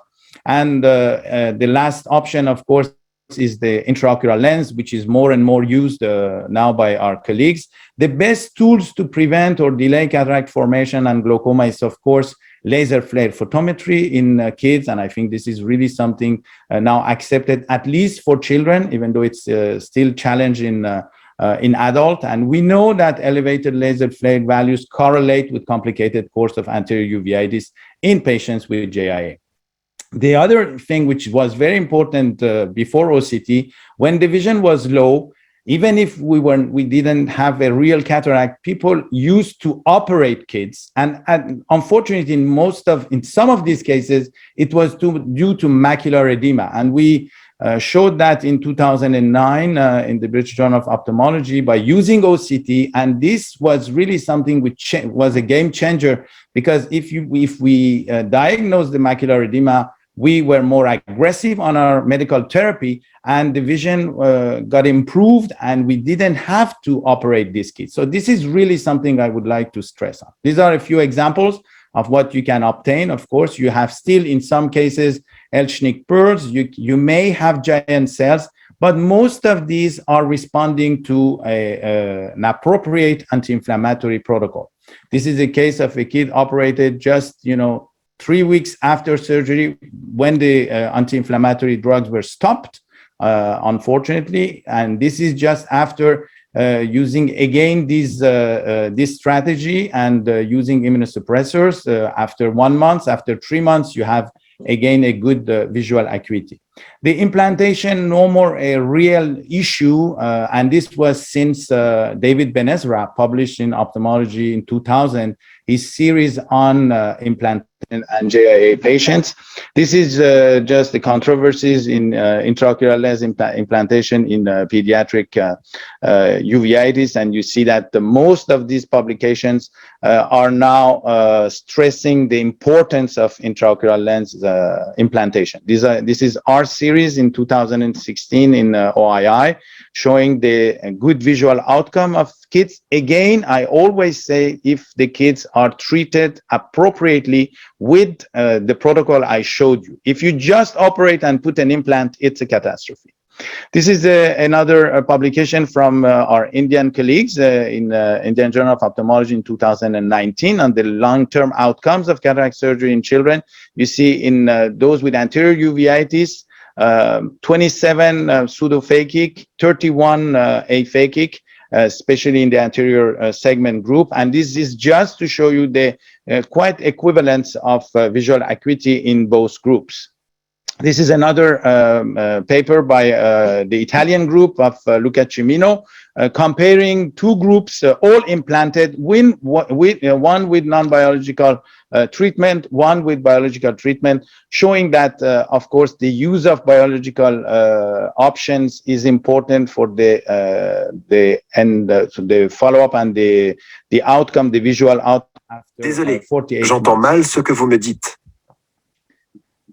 Sorry, and this is the last paper by our group showing again the importance of immunomodulatory treatment on surgery of cases with JIA. Glaucoma surgery, just really very, very still difficult issue. We have to consider severe complications. I would say that cataract is no more a real issue, but glaucoma is an issue, and nobody knows today how to treat these kids with glaucoma or with severe hypotony. You have a lot of options. We can discuss that, but we don't have enough time. So in conclusion, I would say in 2022, we have less severe cases, fortunately. Early diagnosis before complications occur is really important. More efficient pharmaceutical agents, much less cataract in young children, better monitoring and good final visual prognosis. The perspectives, cataract incidence in the non-steroid era. These are questions. What is the best medical regimen in the perioperative period? How to prevent post-op complications? And what is the best surgical procedure? But for sure, the future will be the best for our kids is no surgery. Thank you very much. Thank you very much, Bahram. I'm sure there are going to be lots of questions for you. So please stay back for discussion. And with this, now we move on to the last talk before we go on to controversies and discussion. And that is by Yoke. And Yoke is going to tell us about treatment guidelines. So Rohit, can you share Yoke's presentation? Thank you, Vishali. And I also want to thank the IUSG for the invitation to give this talk about the challenging topic. I have no financial disclosures. Next slide, please. When we talk about the treatment of JIA-associated uveitis, we have, I think, two types of patients. We have the patients that initially start with arthritis, that is the classic presentation, and these patients are screened for the developing of uveitis. So when uveitis is detected, there are 1 or 2 plus cells in the anterior chamber and no complications present yet. And in these patients, you have time to do the step-up approach of treatment. You can start with topical steroids, start methotrexate, and see if the methotrexate is effective for the uveitis. However, in 10% of the cases, the JIA starts with uveitis, and these patients present with sometimes a lot of complications at presentation. Next slide, please. So the patients that start with arthritis can also benefit from the treatment of arthritis, the immunosuppressive treatment.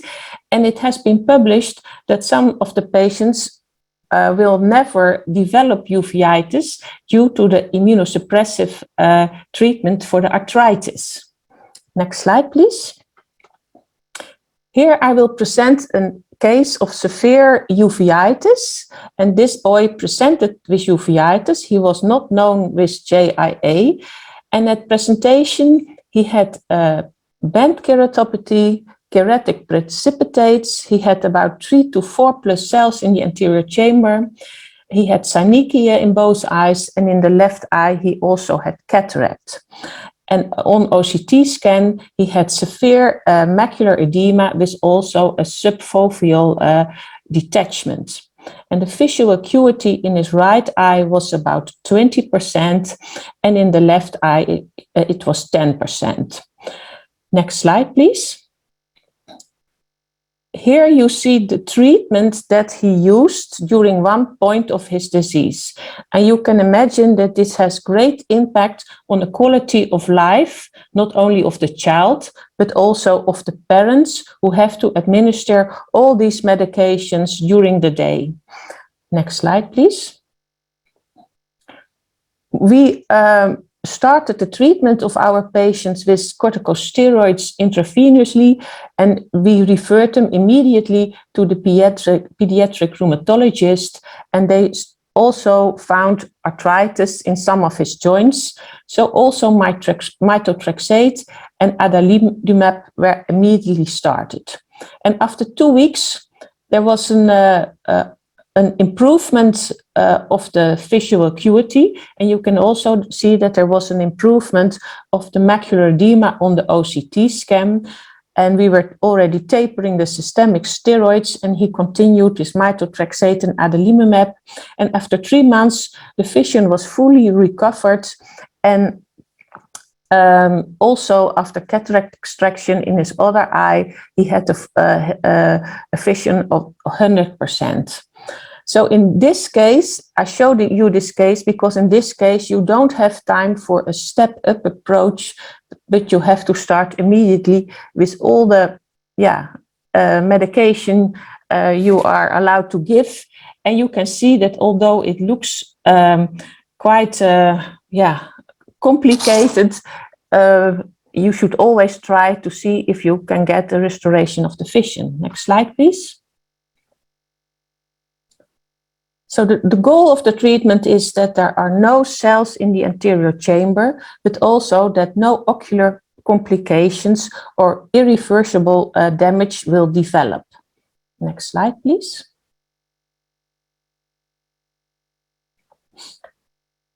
And still, in the last 10 years, there are publications about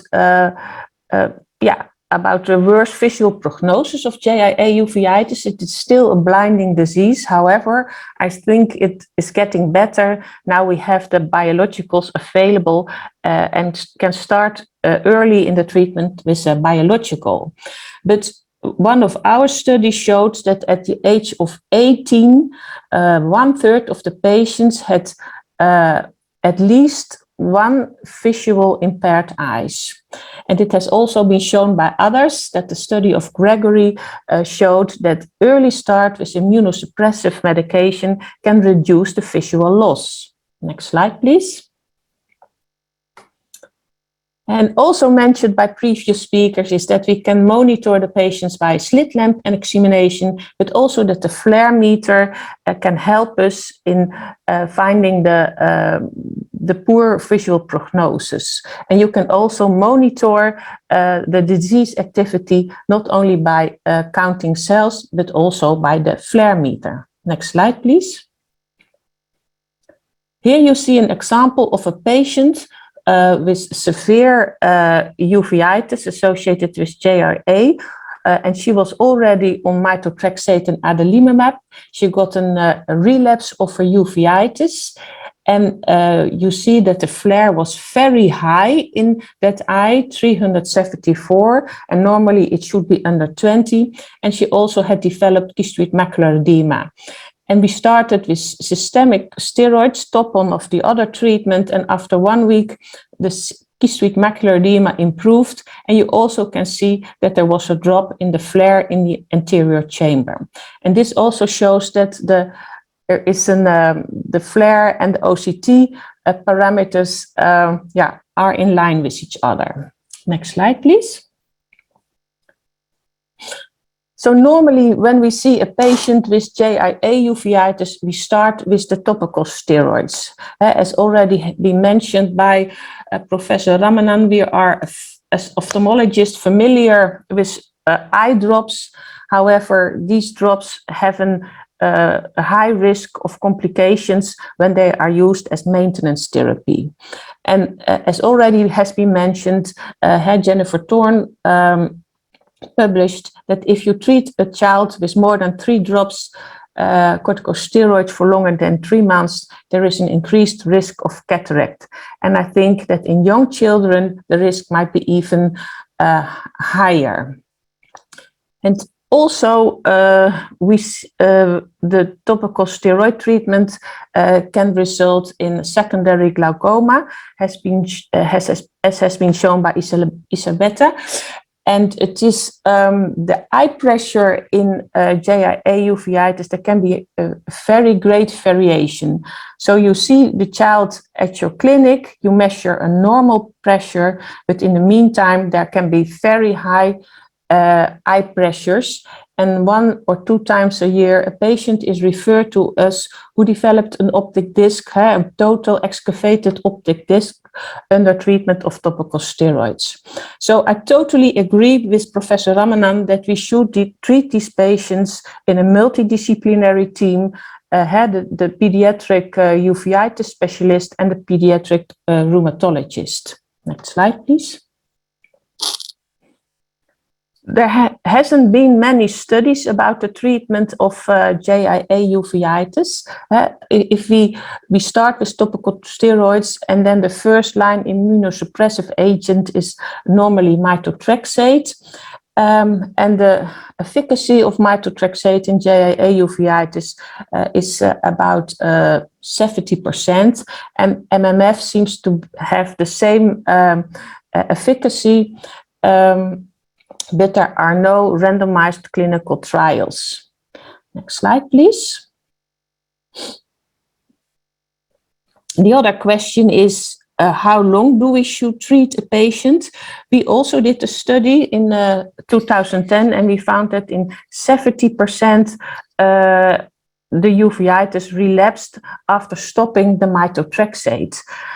But we also saw that the longer the patient was, of the uveitis was inactive under treatment, the lower the risk of a relapse. So if a patient was inactive for at least 2 years, the chance that there would be a relapse after stopping methotrexate was significantly lower. So we recommend at least 2 years of inactivity before we taper the methotrexate.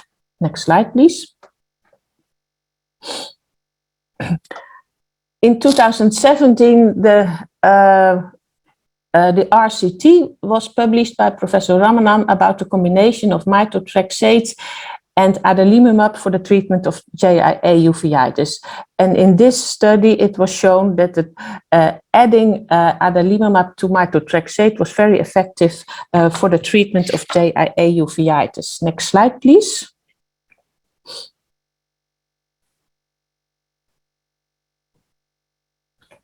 Here is a figure from that publication, and you see on the y-axis the treatment failure, and you see that the blue line is the patients that are treated with methotrexate and Adelimo Map, and there were significant less relapses compared to the group who was treated with methotrexate and the placebo. Next slide, please. And they also showed in the Sycamore trial that there was also a reduction in the use of corticosteroid drops when patients were treated with Adelimo Map. So the treatment with Adelimo Map is very effective for the treatment of JIA uveitis. Next slide, please. Here I will show some results of our population.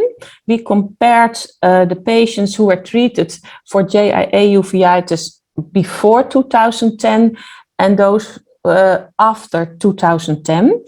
And the green line is the cohort that was treated before 2010 and the red cohort after 2010. And we saw that the patients were significantly the start of the treatment with methotrexate was significantly earlier in the cohort after 2010, and we also saw that also treatment with anti-TNF was much more common after 2010, but that is because then the anti-TNF treatment became available. Next slide, please. But what we also saw was that there was less patients were operated on for cataract after 2010. and also that less patients developed secondary glaucoma. So indirect, there is a correlation between the earlier start with immunosuppressive treatment, the methotrexate, as well as the Adelimo Map, and the development of ocular complications like cataract and secondary glaucoma. Next slide, please. As also has been mentioned earlier, is that other biologicals are also effective in the treatment for JIA uveitis. For instance, the treatment with anti-IL-6, the tocilizumab. Next slide, please. And here in this study, you see that there were only 5 patients with chystoid macular edema, but all the cases responded very well to treatment with tocilizumab. So chystoid macular edema of tocilizumab is very effective in the treatment of chystoid macular edema, and it is a good alternative for anti-TNF therapy. Next slide, please. There has been small case series about the treatment with other biologicals like golimumab, rituximab, and abatacept. However, and these medications seems all effective in the treatment of JIA-associated uveitis. However, these are all small case series, and we are waiting for the results of the RCTs that will be performed by Professor Ramadan in the near future. Next slide, please. In my opinion, there is no place for periocular steroid injections in the treatment of JIA uveitis, especially in cases, in phakic cases. On the right picture, you see a child with mature cataract who developed this mature cataract after one treatment of a periocular steroid injection. However, these injections can be effective in the perioperative period for cataract surgery, for instance, or in patients who already had cataract surgery and have symptoms of hypothony. Next slide, please. In 2018, the SHARE recommendations were published about the treatment of JIA uveitis. This was a group of pediatric rheumatologists and ophthalmologists, and there was consensus about that after, if a patient is still on 3 drops of topical steroids after 3 months, that this was an indication for starting a systemic immunosuppressive therapy. And the first choice is starting with methotrexate.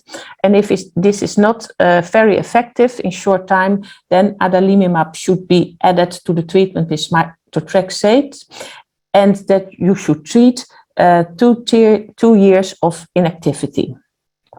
Next slide, please.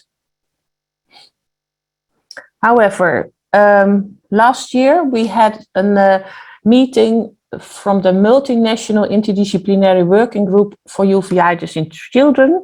This group is also, here are also pediatric rheumatologists and ophthalmologists involved.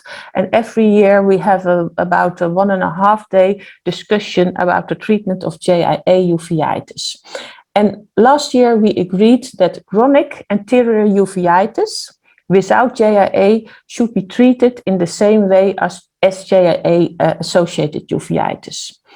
An active uveitis in JIA, but also in chronic anterior uveitis, requires immediate treatment. And that systemic immunosuppression should always be started in cases with a if poor prognostic factors are present, or in case of persistent disease, regardless of laterality. And about the topical steroids as maintenance therapy, there was no consensus, because some of the group thought that none of topical steroids should be used for maintenance therapy, and others thought that 2 drops were acceptable. And I think that if a patient is if you want to use topical steroids as maintenance therapy, the patient should be on systemic immunosuppression, this a DMARD and a biological as well, before you can decide to keep a patient on topical steroids. And systemic steroids, there is only an indication for bridging therapy till the DMARDs or biologicals are effective. Next slide, please.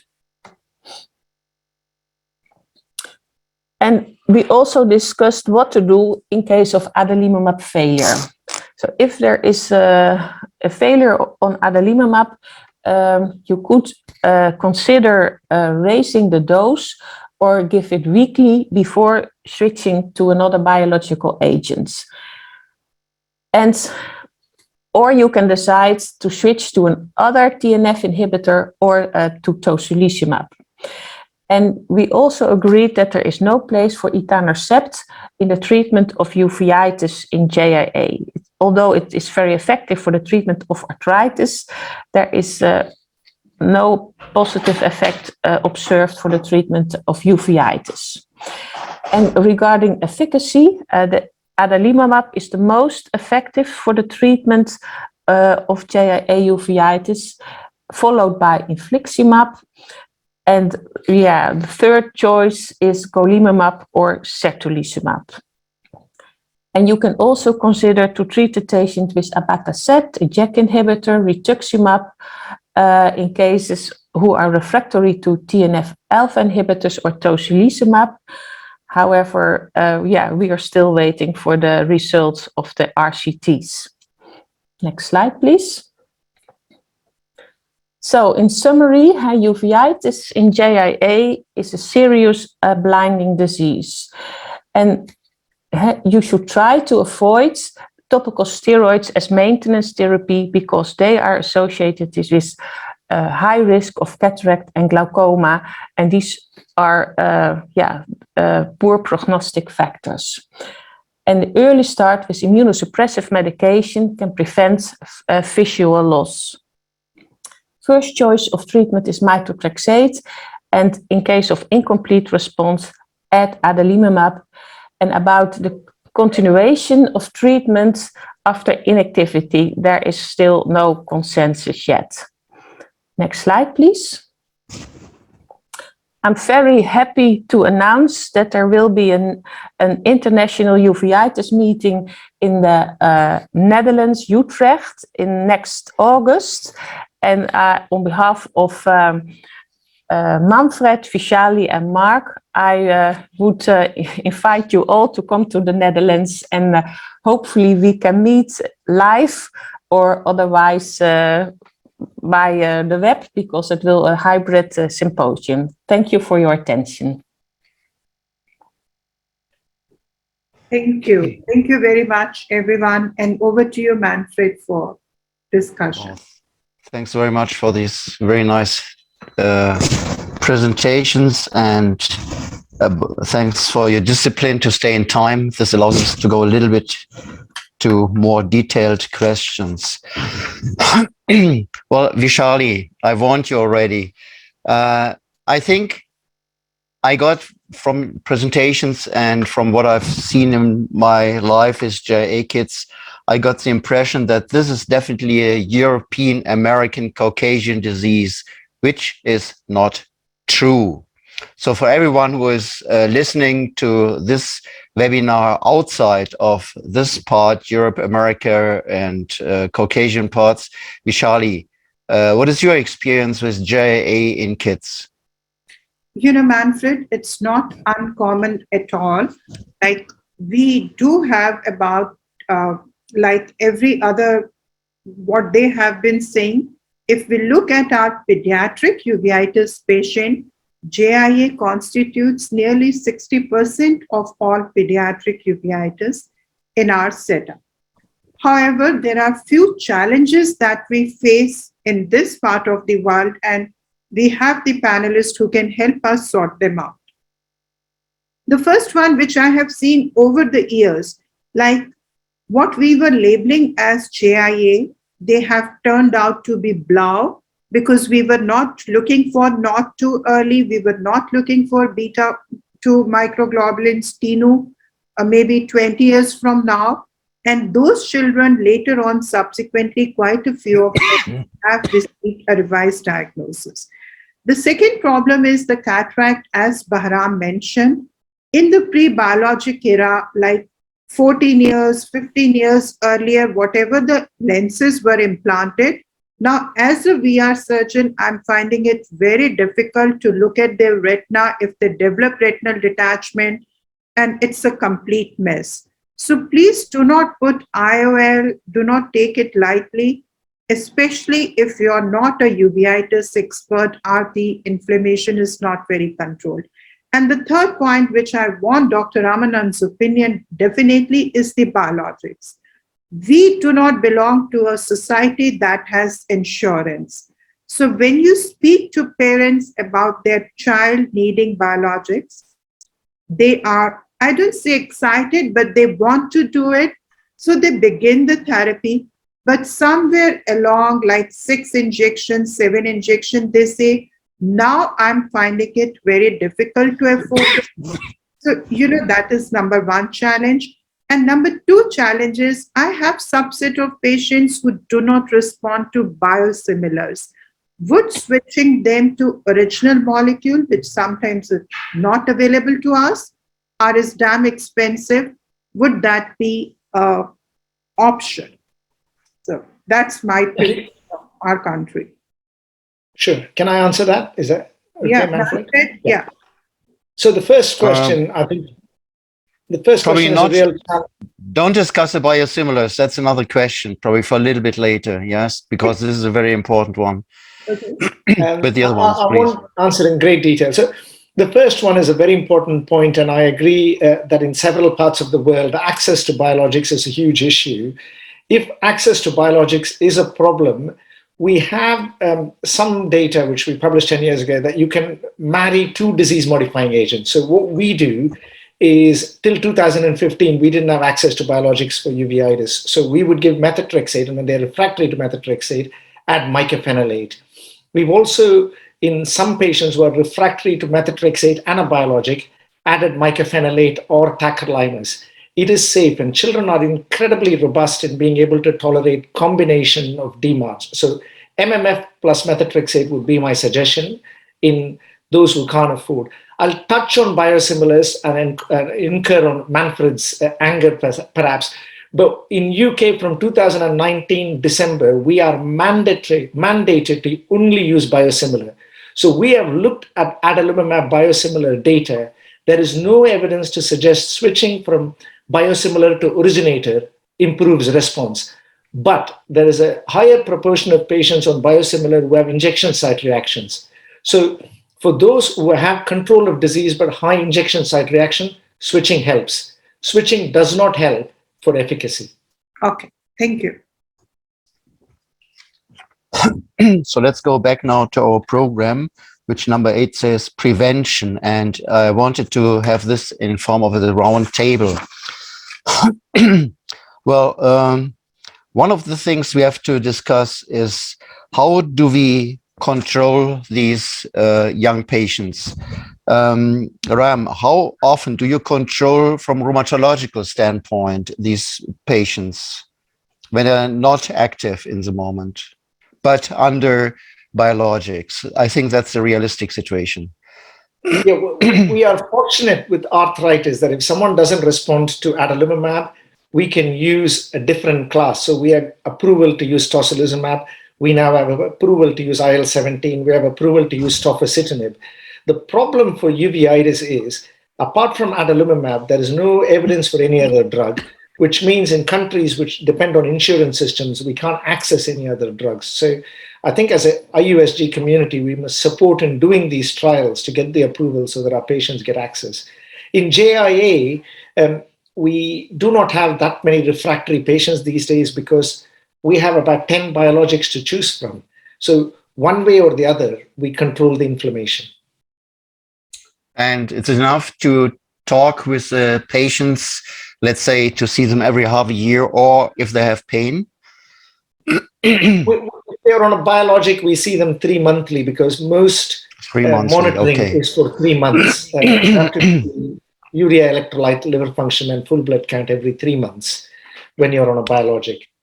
I think we are in a situation that we have two different opinions about controlling our patients every 6 weeks or every 3 months.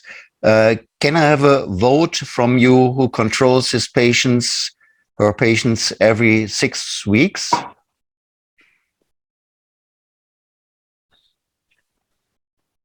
Every 3 months? You think that's enough? It depends on the context. In well-controlled patients, 3 months is enough. Poorly controlled patients, you need 6 weeks. Yeah. I'm not so sure that you can tell this from the beginning on. Definitely not. Definitely not. I think it's a very, very difficult thing. To be on the safe side, I always would suggest to control them every 6 weeks, definitely. And probably let's discuss very quickly what you're doing in these 6 weeks to 3 months, what you check. I think you agree that visual acuity, intraocular pressure, definitely it's a must. Laser flare, if it's available. Who would do OCT? Always. I'm too much under the impression of Bahram's results. That was a shock. You have kids with 20/20, which have OCT 300, 320. And it's not the goal of treatment to end up with 20/20. The goal is to get rid of macular edema. That's the reason why we more or less always control this. If things become really stable over months now, and there is definitely no problem from the side of the patients, I would agree, probably we can skip the OCT. But in this situation, even the patients would love, the parents would love to see the OCT. So I think this is very important. One thing, two more things, clinical things, is the endothelial cells. I missed a little bit. Probably I didn't see that. I'm sorry. Something which I always tell young doctors: endothelial cells, anterior chamber cells in these kids are super, super, super small. When I want to be sure that this is free of, let's say, 1 or 2 plus cells, I have to check these kids for at least 10, probably 20 seconds in more or less quiet situation, not moving the head or something like that.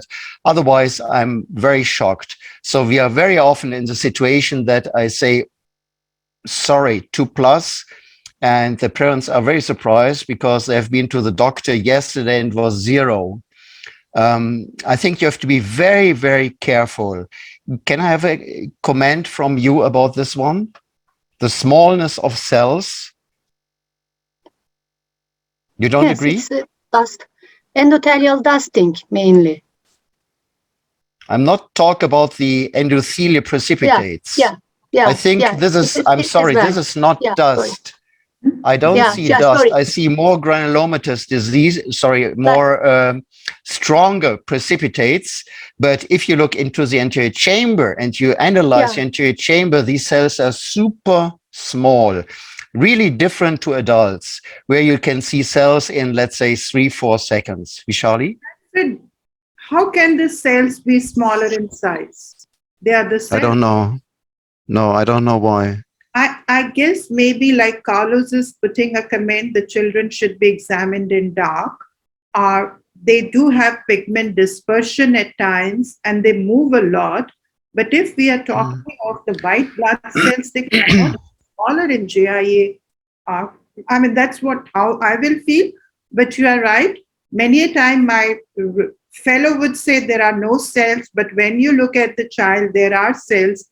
So I would rely more on a laser flare meter sometimes to see the flare rather than actually counting the cells and quantify. Well, for most of us, it's easier to count cells and to see cells. Bahram? If I can just add something, one of the points is that the general ophthalmologist sometimes, even in a chronic case, when you have a chronic blood aqueous barrier rupture, can see some cells. And then they add immediately topical corticosteroids. And I think when we see them, as Vishali said, when we do the laser flare photometry, we see that the values are very stable compared to the previous examination. And I think this is really something we have to pay attention, not to over-treat with topical corticosteroids because we are seeing cicatricial cells. This is just another comment. I agree. But of course, hardly anyone from the participants will have a laser flare photometry.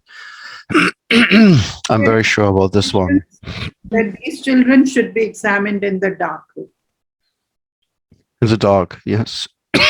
If you can get them fixed, it's nice, yes. What about optic disc swelling? There was one questions in the question and answers things. Do you see that occasionally, quite often, or never in JIA kids? And how do you treat this? I think, Manfred, I think occasionally you can have optic disc swelling associated with the, for example, macular edema or retinal vasculitis, and I usually add a short course of systemic steroids, and then I see the response, and especially on fluorescent angiogram imaging, I see how it goes. And another point that I would like to raise is how often do you perform ocular imaging, like you already mentioned OCT, but I'm talking about fluorescent angiography or ICG. How often do you monitor patients with this type of imaging? What do you expect? I actually don't have sophisticated ocular imaging in the pediatric unit, but in case I see some activity of the posterior segment, for example, presence of vitreous cells, I send the patient to the ophthalmology unit and I do a complete ocular imaging exam, although it's not easy because frequently young children are not so cooperative in doing the fluorescent angiogram and an ICG, but I tend to perform imaging in patient in which I see there is some activity of uveitis in the posterior segment. I don't know the other pattern. Elisabetta, I think we should be careful because I saw recently a kid who was referred because of intermediate uveitis, but when you examined him, it was a clear anterior uveitis with a spill-off of cells in the vitreous, and they performed a fluorescent angiography on very wide-angle fluorescent angiography, and they showed some peripheral vasculitis. And the diagnosis was suddenly becoming very different from JIA, which was the diagnosis. You see, so we should be very careful. If you have a real differential diagnosis, then fluorescent angiography, of course, may be interesting for a Blau or something with a real differential diagnosis. But we should also pay attention to over-diagnosis of posterior segment inflammation. Therefore, if it's a JIA, then I'm not performing angiography at all. OCT is enough for me. No, but I was just referring to patients who are getting worse. I mean, they have a definite JIA diagnosis, but they are getting worse during the follow-up and during the course. I think in those patients, it's kind of appropriate. You can do it once, but why repeating? Because you were asking how often we will repeat. If you did once and you have nothing, then I think it's okay. I totally agree with Bahram. The first point is, if there is a diffuse leak, I would not think of JIA. I would think of Blau or something else.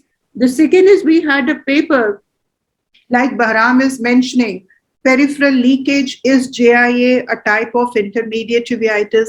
I guess these patients are going to have peripheral mild leak on optos. We should not be chasing them for that peripheral leak. I think I do not make frequently a fluorescein angiography, but I agree that in some cases with posterior segment, signs. It can also be important if you want to taper the medication to make a fluorescein angiography to be sure that the posterior segment is inactive before you taper the medication. And another point, Manfred, about optic disc edema, it's very important to rule out hypotony also, because many of these patients with chronic uveitis would have hypotony. So look at the IOP and UBM for any cyclitic membrane. It may not always be inflammatory. So my opinion is that when I see some kind of disc edema, I check especially closer the macular, because that can be a step before macular edema. It seems in this regard, there's a connection which I hardly ever have seen in adults, but in kids, this is normally followed by macular edema. I do not, pro in contrast to Eli, respond with treatment when I see simply optic disc edema, normally not. But of course, we have to exclude pressure problems, of course, with that one.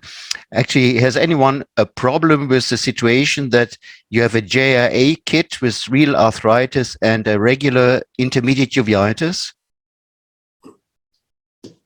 I have seen these kids. I would not call this intermediate uveitis in the situation of JIA. Definitely not. These are two different things.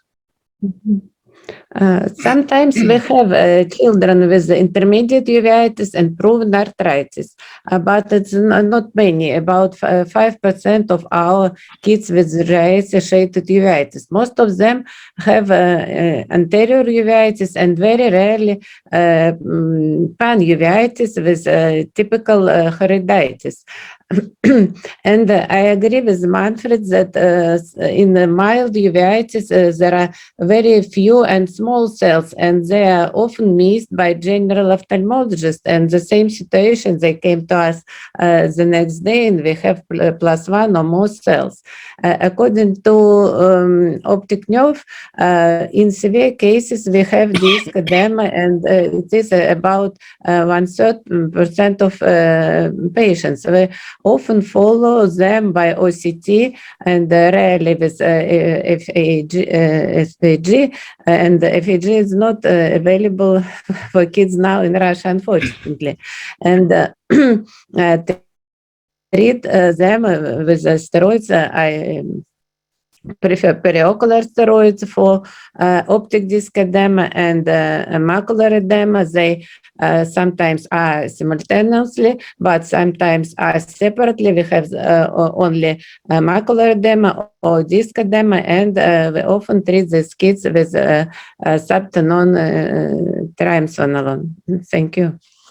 So you don't have biologics available then in such this not situation? FAG biologic. We have Adelimo Map and all drugs which was mentioned for JA patient, and our rheumatologist can prescribe them, and we as ophthalmologists only prescribe Adelimo Map.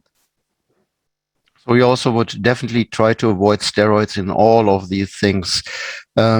I also, there's no time to go deeper to this one, but I also would agree that tocilizumab is a wonderful drug, especially when it comes to macular edema, and that tells me, well, not only in kids, by the way, yes, also in other types of uveitis, that tells me the role of IL-6 probably in the development of macular edema. It's fantastic. And when I see something like this one, I always would switch. So not when I see without any additional inflammation, only the optic disc edema, but when I see that there is macular edema coming more and more, or there are small cells, switch immediately, yes, if possible, definitely. And that's, well, for the controversy for the last topic, I think we only have very, very few things here. I think Manfred, Manfred, can I just ask a question to Ram? Ram, I tried a few kids, not of course not with your experience, and we participated to the study, but I tried with a few kids with the JAK inhibitors, and I was not really impressed. So do you think that this will really change our practice? on the preliminary results that you have? Because when we used anti-TNF drugs, we saw that it was really efficient.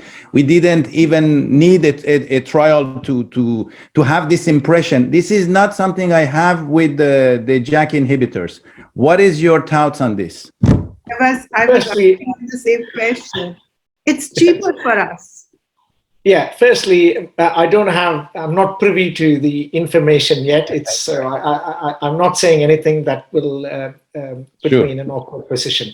So my view is, because JAK inhibitors, as you know, will mainly block certain cytokines like IL-6 and GM-CSF and so on.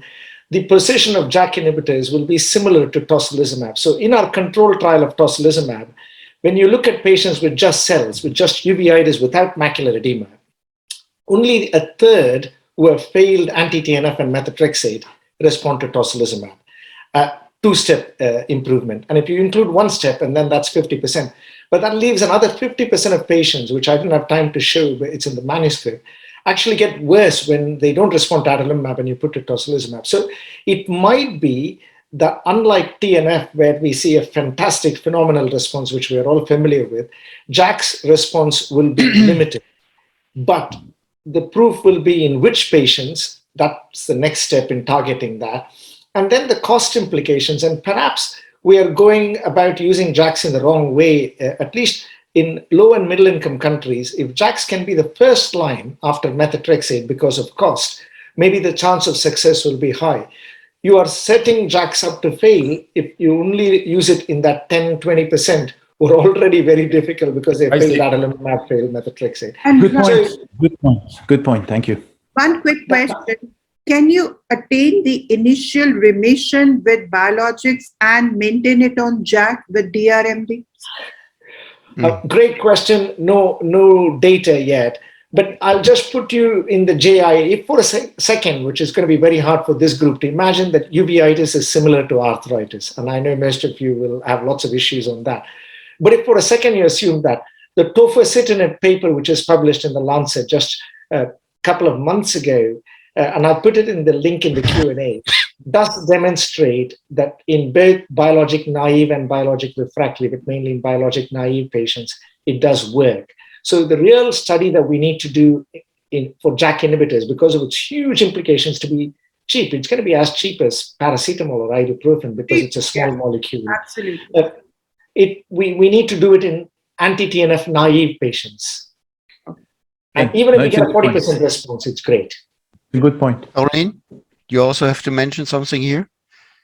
Caroline? I just wanted to add to the point of tofacitinib. I'd say we have around about 20 patients with JAA uveitis who are treated with tofacitinib at the moment at our department, and I find it works quite well, actually. Of course, those are, as Ram just said, the patients who are refractory to other treatments, because that's a current situation where you would apply for cost currents at the health insurance in order to be able to prescribe tofacitinib.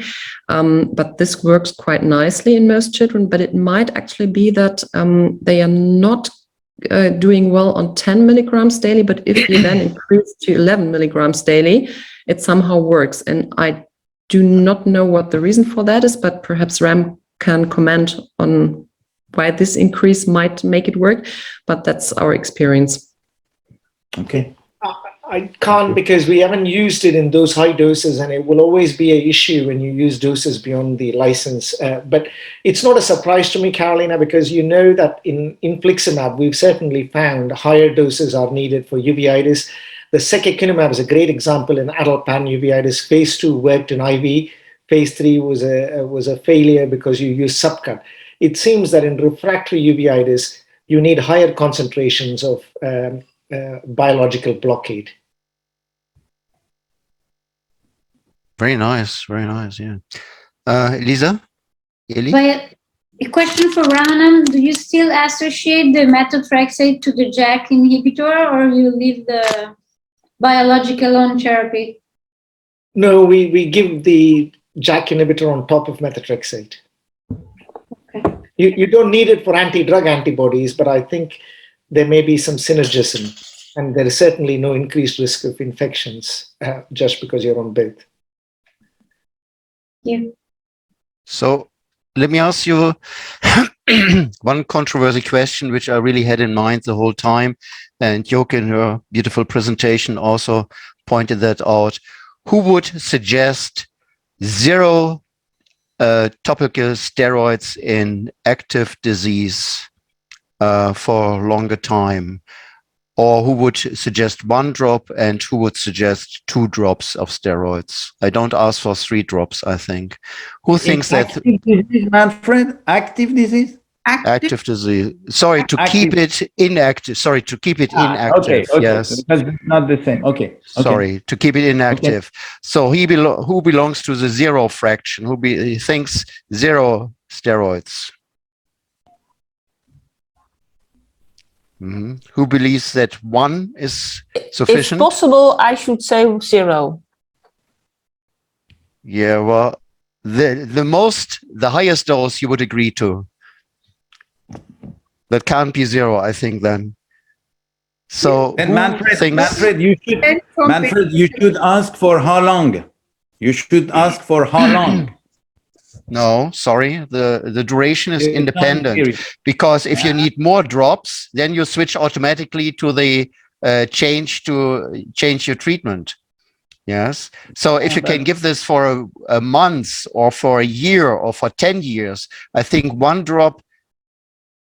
You think 0? I will certainly not give 2 drops for 10 years. That's for sure. But maybe for a few weeks or a few months, I would. You see, this is how I try to manage. It depends on the age of the child. In a 6-year-old, I shouldn't keep a child on 1 drop a day. What a change in the years, you know. We still had 3 drops acceptable some years ago from the German society. Now we went down to 2 drops, and probably it has to get changed to 1 drop, and probably we end up with 0. I'm very happy with that one. I think biologics, if you start early, they have made a lot of difference. Yes. Yeah. And the final question, which is really a problem, and we didn't discuss that, and we will have probably an own workshop about that. It's the glaucoma problem. Anyone has experience with XEN implants in these kids? I have only 2 patients with that received XEN, but then after a few months, they required a regular shunt surgery. Why? Because the IOP raised, and then they needed again other topical anti-glaucoma drugs to control the IOP. Despite it wasn't placed correctly. I think it's not the appropriate indication for XEN.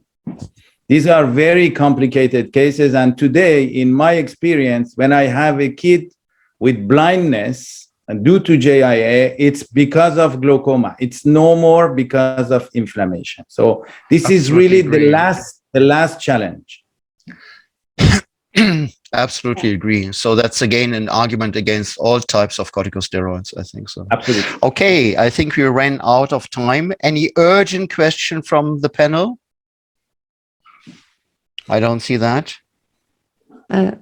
So I have to thank how often in real situation we avoid you can avoid steroids, local steroids, because we have. Sorry. Go on. Ekaterina, last question. And how often in real situation you can avoid topical steroid in these patients, because it's nice 0 steroid, 1 drop, 2 drop, but how often you can keep a patient only on systemic treatment? We have patients that have changed 3, 5, or 6 systemic biologic, but uveitis is still active. How often you can keep them on 1 or 0 steroid?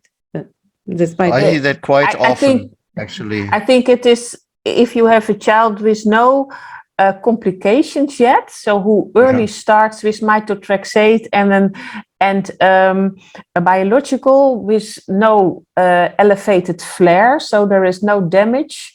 It is possible to keep them only on the immunosuppressive medication without steroids. But if there is already damage, I agree with you that it's very hard to keep them off the steroids drops. And this is a comment from Stefan, who says that since these patients invariably have some disc edema, monitoring them on RNFL or DMO for glaucoma control is very difficult. Bahram, would you like to comment on this? I fully agree with you. These are really the difficult issue we need still to reply to, and I think less corticosteroids and treating early the kids. These are really the two important points. So in this regard, my personal wish would be to the world of uveitis, we need better contacts to the pediatric rheumatologist worldwide, not only in Europe and America. This works perfect. Vishali, you are happy with this contact in India? Yes. To pediatric rheumatologist? Wonderful. Yeah. My experience with the world, it's still a disaster. Yes, rheumatologists deny this disease or are not interested in, and there is such a lot of misassociation. It's a disaster. Actually, yes. I'm so much happier with my pediatric rheumatology team than with my adult rheumatology. Okay, we will work on that one next time. Yes. So thanks to all of you. It was a real pleasure to listen to your great talks, to your suggestions, to your ideas, and to all the participants. I think we had 180 something participants, which was quite a nice selection. And I wish you a wonderful weekend and see you back, I think, in something like 4 weeks.